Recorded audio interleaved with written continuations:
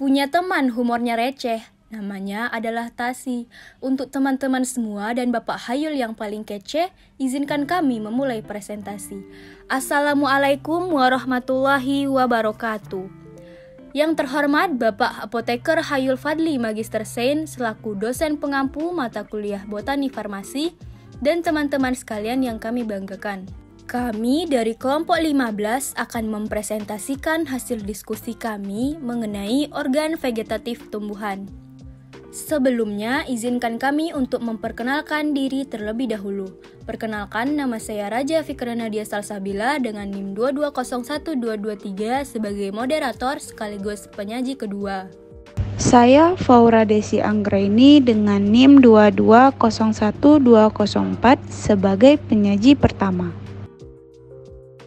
Baiklah, sebelum masuk kepada bagian organ vegetatif, kami akan menjelaskan lebih dahulu tentang pengertian dari organ vegetatif. Apa sih organ vegetatif tersebut? Organ vegetatif tumbuhan terdiri dari akar, batang, dan daun. Akar, batang, dan daun terdiri dari 3 sistem jaringan yang sama, yaitu sistem jaringan penutup, sistem jaringan pembuluh, dan sistem jaringan dasar. Sistem jaringan penutup terdapat pada bagian terluar tubuh tumbuhan. Sistem jaringan pembuluh terdiri dari xilem dan floem. Sedangkan sistem jaringan pembuluh terdapat di antara sistem jaringan dasar yang sebagian besar terdiri dari jaringan parenkim. Pengertian pertumbuhan vegetatif. Pertumbuhan secara vegetatif adalah pertumbuhan makhluk hidup tanpa melalui proses perkawinan yang ditandai dengan tidak adanya proses pembuahan. Dalam artian bahwa pertumbuhannya hanya melibatkan satu induk saja. Nah, selanjutnya yaitu bagian-bagian dari organ vegetatif. Yang pertama, akar. Berdasarkan asalnya, akar dibedakan menjadi 2 macam, yaitu akar primer dan akar liar. Akar primer ini tumbuh sejak embrio hingga tumbuhan itu mati, yang berfungsi untuk menegakkan tumbuhan serta menyerap garam-garam dan mineral. Akar liar muncul dari batang, daun, atau jaringan yang lainnya, yang dapat bersifat permanen atau temporer. Selanjutnya yaitu macam-macam akar. Akar terbagi menjadi 2, yaitu akar tunggang dan akar serabut.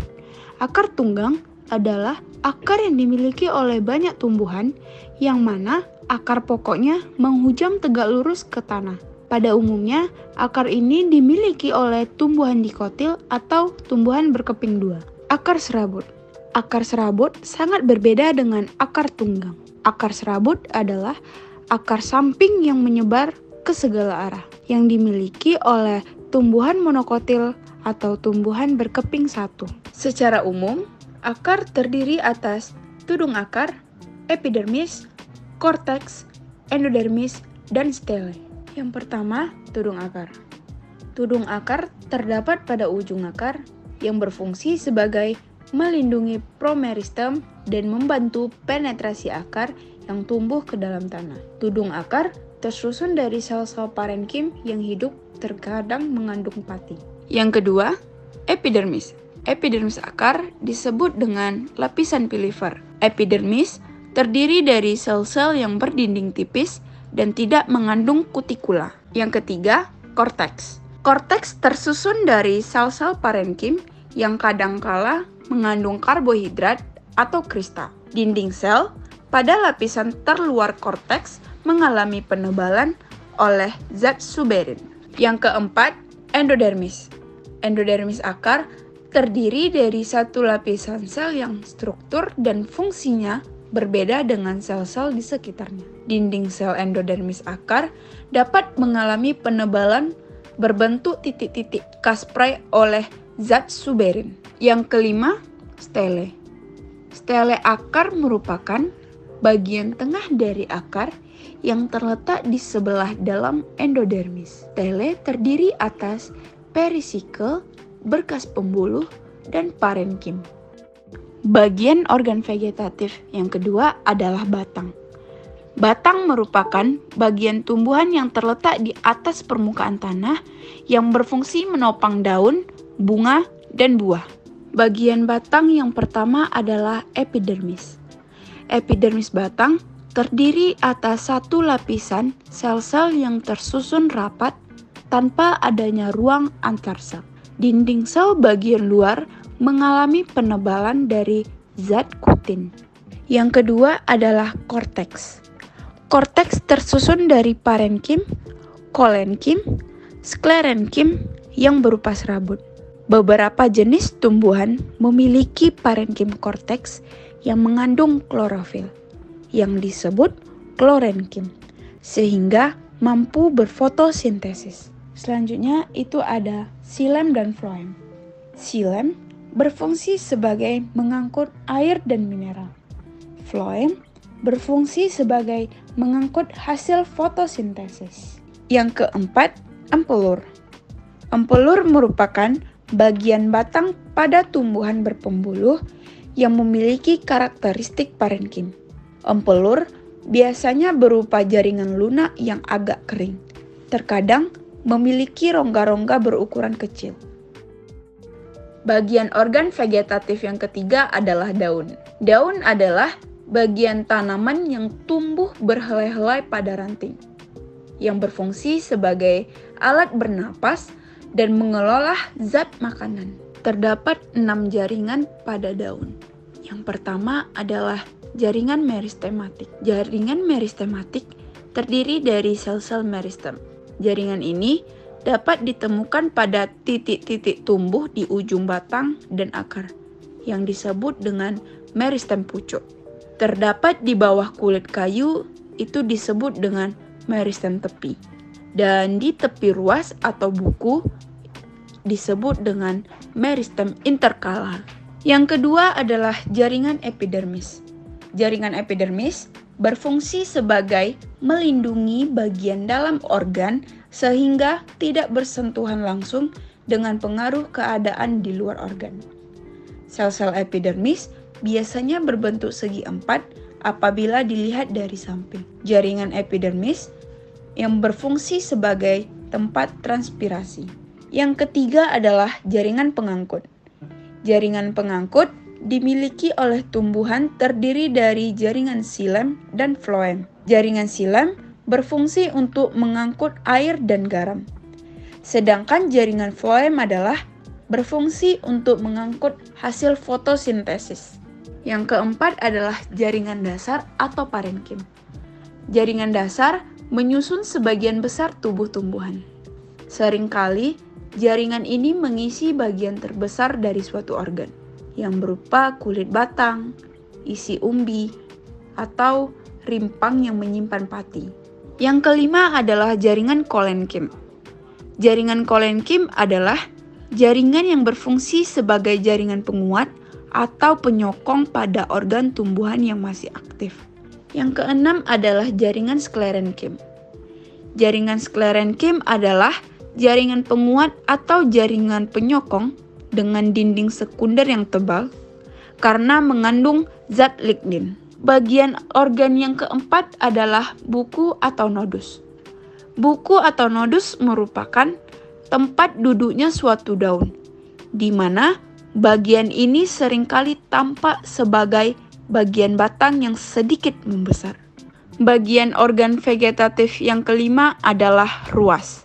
Ruas merupakan bagan batang yang terletak di antara dua nodus atau buku-buku. Baiklah, terima kasih kepada Faura yang telah menjelaskan mengenai bagian-bagian dari organ vegetatif.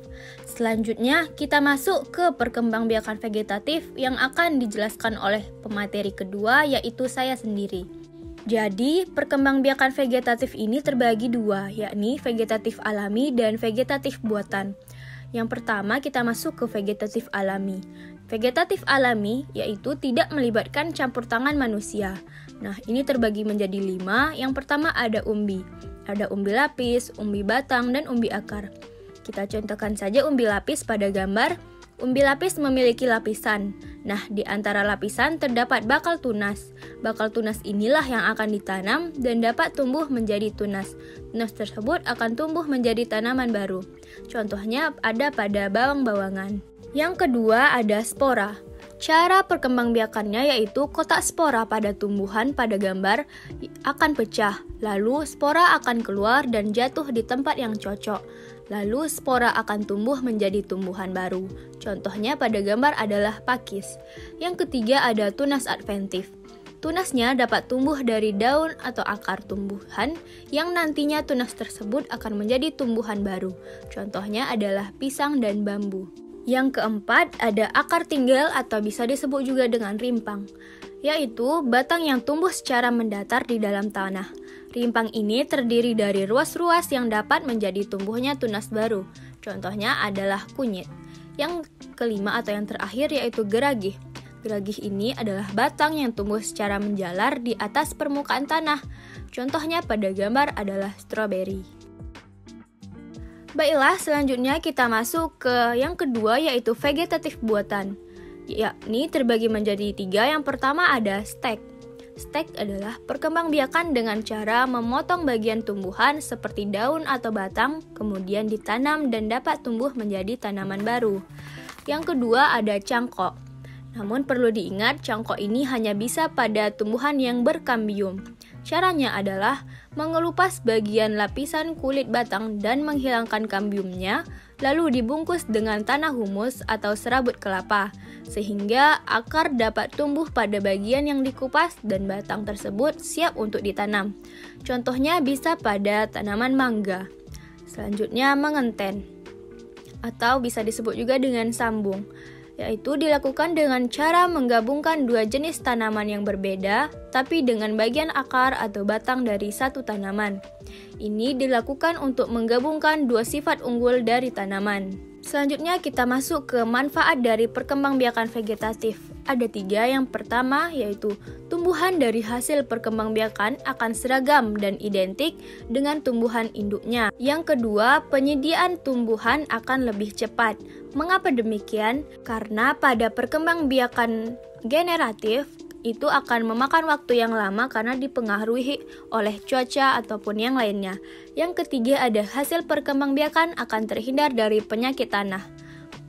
Baiklah, hanya itu yang dapat kami sampaikan mengenai organ vegetatif tumbuhan. Semoga kami harapkan para pendengar atau yang menonton video ini dapat mengerti dengan jelas apa yang kami jelaskan barusan. Sebelum menutupnya, saya akan membacakan pantun. Jalan-jalan ke Amerika, pulangnya beli good time. Terima kasih atas perhatian semuanya, and see you next time.